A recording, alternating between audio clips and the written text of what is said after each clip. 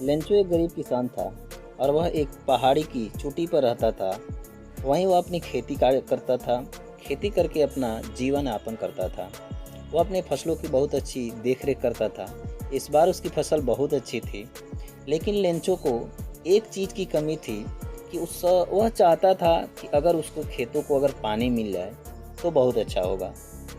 Lencho के खेतों में जो फसलें थी पानी से बहुत अच्छी हो सकती थी और उसको उम्मीद भी थी कि पानी ज़रूर बरसेगा। अगर नहीं भी बरसता है तो कोई बात नहीं है।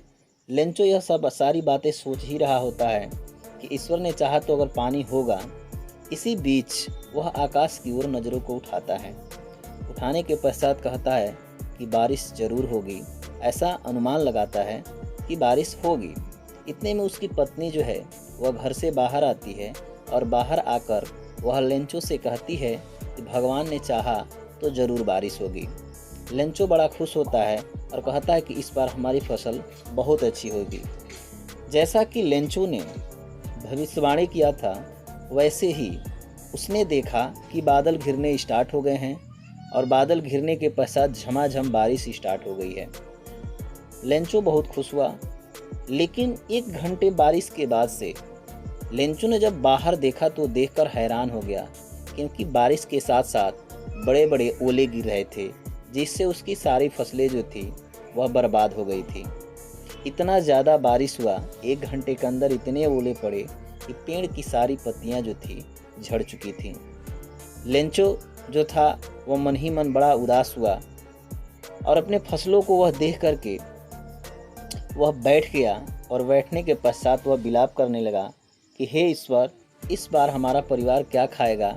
हम इस साल भूखों मर जाएंगे अगर तुमने मेरी सहायता नहीं की तो। उसकी पत्नी भी सर पकड़कर रोने लगती है। लेंचो जो है, उसकी पत्नी जो है, बड़े उदास हैं। उसको इस बात की चिंता है कि मेरे पास इनकम का यही एक साधन था और वो भी ख़त्म हो गया, मेरा फैमिली क्या खाएगा? लेंचो इसी उदासी में कहता है कि मुझे इसके बारे में किसी से बात करने की कोई आवश्यकता भी नहीं है, क्योंकि इस घाटी में कोई हमारी मदद भी नहीं करेगा। ऐसा विचार करके वह निर्णय लेता है कि वह भगवान को एक पत्र लिखेगा।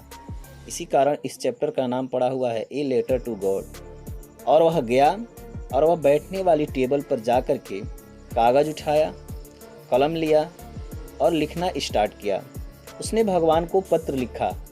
उसने पत्र में लिखा कि हे भगवान, please send me a sum of 100 pesos, यानी कृपया मुझे 100 पिसोज भेज दीजिए, जैसा कि मुझे नए बीज खरीदने हैं और तब तक जीवित रहने के लिए भोजन के लिए मुझे 100 पिसोज की आवश्यकता है। और वह उसको ले करके उस लेटर को वह डाकखाने की ओर चला गया और जा कर के वह डाकखाने में पत्र को जमा करके वापस घर चला आया। उसको उम्मीद थी कि भगवान उसकी मदद ज़रूर करेंगे। एक डाकिया था जो उसमें काम करता था, गया और उस चिट्ठी को उठा कर लाया और उसने पोस्टमास्टर को वह चिट्ठी दिखाई और बोला कि एक आदमी ने भगवान को पत्र लिखा है और कहा है कि कृपया 100 पिसोज भेज दीजिए। पोस्टमास्टर तो पहले तो हंसा, हंसने के पश्चात फिर वह सीरियस हुआ। कहा कि इस आदमी का कितना ज़्यादा विश्वास है कि वह भगवान में इतना अटूट विश्वास है कि भगवान से पत्राचार करना चाहता है, यानी पत्र के माध्यम से बातचीत करना चाहता है। उसने एक निर्णय लिया कि वह पैसों को इकट्ठा करेगा और उसने पैसे इकट्ठा भी किए। उसने स्वयं अपनी सैलरी का कुछ हिस्सा भी दिया और उसके पश्चात अपने कर्मचारियों से भी कुछ न कुछ मांगा। पैसा इकट्ठा करने के पश्चात अगली सुबह को जब पोस्ट ऑफिस खुला तो लेंचो जो था वह पोस्ट ऑफिस में निधड़क बिना संकोच के वह उस पोस्ट ऑफिस में पहुंचा और पहुंच करके पोस्ट मास्टर जो थे उसके सारे पैसे की व्यवस्था कर चुके थे, लेकिन सोच रहे थे कि जितना लेंचो ने मांगा था उतना तो नहीं मिला, लेकिन जितना भी मिला, जो भी उससे हो सका उसने उसको यानी कि दिए हैं। लेंचो जब पैसों की मांग करता है तो पोस्ट मास्टर कहता है कि हाँ, आपके पैसे तैयार हैं, आपके लेटर का जवाब आ गया है। और उसने एक सिंगल वर्ड लेटर पर लिखा था गॉड। लेंचो जब उसने पैसों को गिना तो लेंचो को लगा कि यह हमारा पैसा जितना हमने मांग किया था इसमें कम है। उसने पुनः पेपर मांगा, कलम मांगा और उसने एक दोबारा पत्र लिखा। डाकिये ने दिया।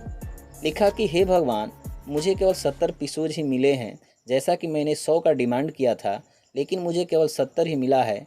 बाकी के जो पैसे हैं वह मुझे भेज दीजिए, लेकिन यह पोस्ट ऑफिस से मत भेजना, क्योंकि ये पोस्ट ऑफिस के जो कर्मचारी हैं यह मेरा पैसा जो है लेकर खा जाते हैं। यह कहानी की यही मतलब अंतिम है। कैसा लगा आपको कहानी? अच्छा लगा तो वीडियो को लाइक करें, चैनल को सब्सक्राइब करें। जय हिंद, धन्यवाद।